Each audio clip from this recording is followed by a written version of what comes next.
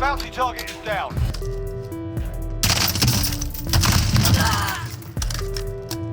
Down. Well done. Get overhead.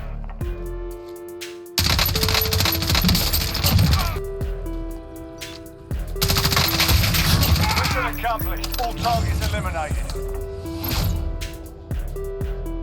What's up, everybody? Welcome back to some brand new gameplay. So today I got a M4 build for you guys that I want to show you.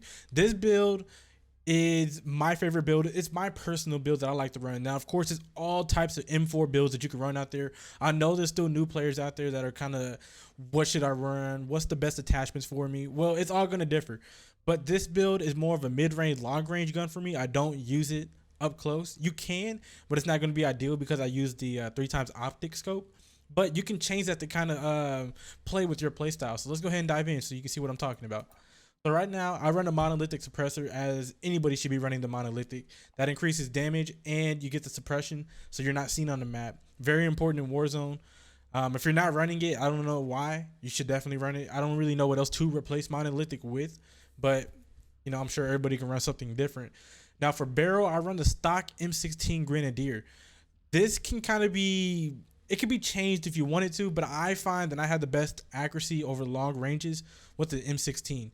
I used to run the Corvus Custom, but I find that the M16 Grenadier was a lot better over long range, so I end up sticking with the M16. Under barrel, I run Commando foregrip. Now, this is another one that could be changed. I like the Commando foregrip personally because you don't lose aim down speed, versus another one that I've seen a lot of people run is the Ranger foregrip. It's another attachment that's actually really good for your gun, but you lose aim down speed, and I'm already at a slow ADS on this gun because of what I'm running, so I like to run the Commando foregrip. Ammunition, of course, you have to run 60. Now you might see people running 50. I don't really notice a reload speed difference between the 50 round mag and the 60 round mag. I guess it's just kind of up to you if you think you feel a difference or not. I find that the extra 10 rounds is actually very important. Now, optic, this is something that you can change if you like. You can probably run this build without an optic if you like. For example, I find that I had the best luck using the VLK 3x optic, but I was running the Integra hybrid just because you have the red dot sight. So if you are becoming in close quarters combat, you can always go to that red dot sight. Now, you might be able to take off the optic and maybe run a stock or attack laser if you wanted to. I don't like that play style. I don't play like that. I always find that I get the most accuracy with the VLK, so that's why I intend to use it. As you can see over here, I get the most range for my gun, which is what I'm going for, long range and mid range. This is just my kind of personal build with the M4. And then for my secondary, they did take out snake shots. I mean, they didn't take it out, but they nerfed it really bad. But I really like the handgun gameplay, so I've been running the Renetti's Kimbos.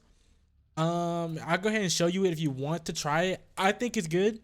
It's not snake shock's good, but it's definitely a good backup for it. Especially if you're like somebody who likes to run ghost like I do at the beginning instead of running overkill. So I run the MK3 burst mod. You have to have it, or else it's not going to work that good. The 5 milliwatt laser, lightweight trigger, you definitely need that, or else there's no point in using the Renetti's. 27 round mags, you definitely need that because you'll be surprised at how fast you actually go through ammo with this gun. Unlike the snake shots where you didn't actually need a bunch of ammo, you need a lot of ammo because of how fast you blow with the Renetti's. And then the perks, of course, is the Kimbo. I mean, you can kind of change this up if you want. I find that the lightweight trigger is the best one. You might be able to get away with the heavy duty trigger, but just to get some accuracy. But you're going to be doing hip fire anyways. That's why I find the lightweight trigger to be the best. And of course, I run EOD because the new meta now is actually RPGs. So I actually run EOD to help kind of counter that. I run Ghost and I run amps just to switch weapons faster, especially since I'm using the pistols. If I'm going to actually rush a building, having amp to be able to switch to the pistols faster is actually a lot more important for me. And then I run C4 and heartbeat. Heartbeat sensor, I'm not really finding as effective anymore because you can definitely hear people in buildings. And even if people are actually camping and they're camping in buildings really well, they're going to have ghosts. So I don't really find a big use for it anymore.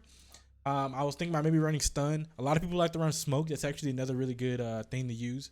It's just kind of up to you if you want to switch that. For now, I'm going to keep heartbeat. But you might be able to get away with the stun grenade. It'll kind of just depend on what you want to do. But that's my build. So what I'm going to do now is I'm going to go ahead and throw in some gameplay for you so you can kind of see how the game, or not how the game, but how the weapons go for me. Now it might be a little bit different because I am playing on PC, so you might get a little bit different control versus using the mouse versus using the controller for your aim. Like I said, I feel like this is the personal best M4 build for me. This is definitely a mid-range, long-range build for the M4, and using the Renettis is my up-close gun. You're not going to have range with the Renetti, so you will have to be within like 10 meters for it to be effective, which is the only bad thing now, versus like the snake shots used to be like 15, 20 meters, and it will still be somewhat effective. And they're not as accurate as snake shots, so you have to keep that in mind as well. So you'll have to play with it a little bit and get used to it. But what I'm going to do now is I'm going to go ahead and throw in some gameplay for you. You guys go ahead and check it out. Remember to like and subscribe, and then leave a comment for the next video you guys want to see.